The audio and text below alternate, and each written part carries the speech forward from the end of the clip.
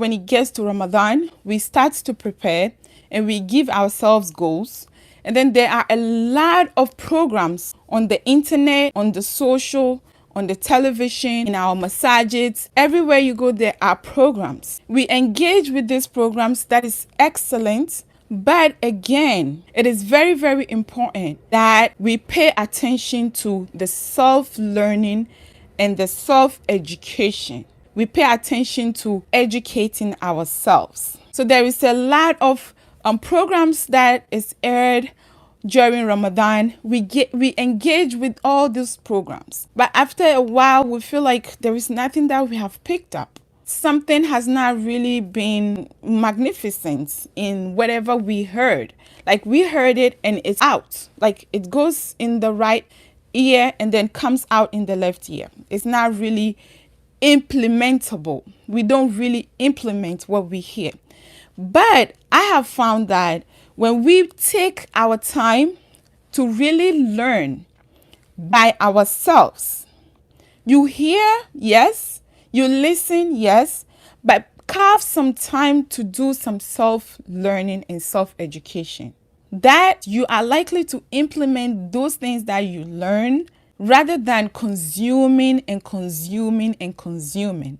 Because the more we consume, especially on the internet and on the social media and stuff like that, we get very distracted and our attention span decreases. So it's like we don't really have attention span to give to the most important. When we sit to recite the Quran, it's like 5 minutes and we feel like we have done something. That is nothing. That is the bare minimum. Because we spend our time more than 5 minutes on our phones every day on social media. We spend our time more than an hour every day on Instagram, YouTube, like we're doing right now, on Facebook. We are like bees, right? Hopping from one flower to the next, to the next, to the next. I'm saying that because I have been there. And if you take priority to only one social media platform, there is everything you need there. If you take only priority to Instagram, just stick to it and learn what you're supposed to learn. Do what you're supposed to do, but give yourself boundaries. Give yourself boundaries on how many hours you want to spend over there, how many people you want to check out, what the music even that is playing in the background of all the videos. You have to pay attention to all of those things because they accumulate. They accumulate and become bigger and bigger and bigger. So the more we do that, the more we become desensitized with the harsh impact of those things. For me, inshallah, when Ramadan gets here, I will not be engaging with a lot of media programs, even though there are khutbahs, there are nasihahs, there are seminars, there are a whole bunch of it.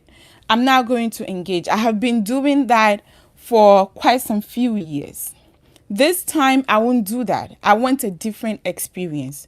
I want the experience that I will be alone, just me and my Rabb. If my kids are there, I engage them with stuff. My spouse will also be engaged in his activities.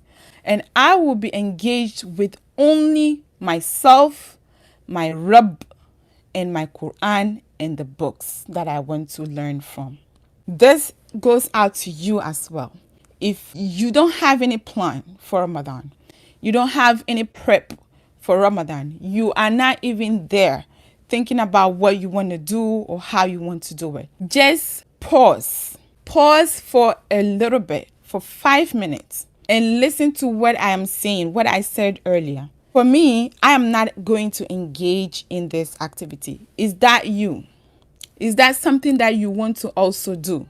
Is that something that you also want to embark on? Try as much as possible to reassess it and see if you really also want to just detox yourself. And all of those information are beneficial knowledge. Yes, they are, but I'm not saying that they are not. I'm saying that your self-learning is better in Ramadan. And then also, because those platforms, a lot of the platforms that are there to distract us, because when you watch this, you end up watching another and another and another, and it's like a rabbit hole. It's never ending. And Salat will be called, Azan will be called, and we will be like, oh, okay, hold on. I'll finish watching right now. It's left with only 2 minutes. By the time you realize, it's like 30 minutes, and Salat has passed. I know it happens. Initially, when Ramadan starts, in the first week, it's like everybody is really, really, really concentrated with what we have to do, getting closer to Ramadan, getting closer to Allah, and being the best we can be. But then after like the first week, there's a slump, the Ramadan slump. So I've been there, and that's something that I am ashamed of, and I'm learning. And I have learned through it, and I don't want to do that again. And I have refrained from there. And inshallah, if that is you right now, you can also learn from what I'm saying and just reassess yourself.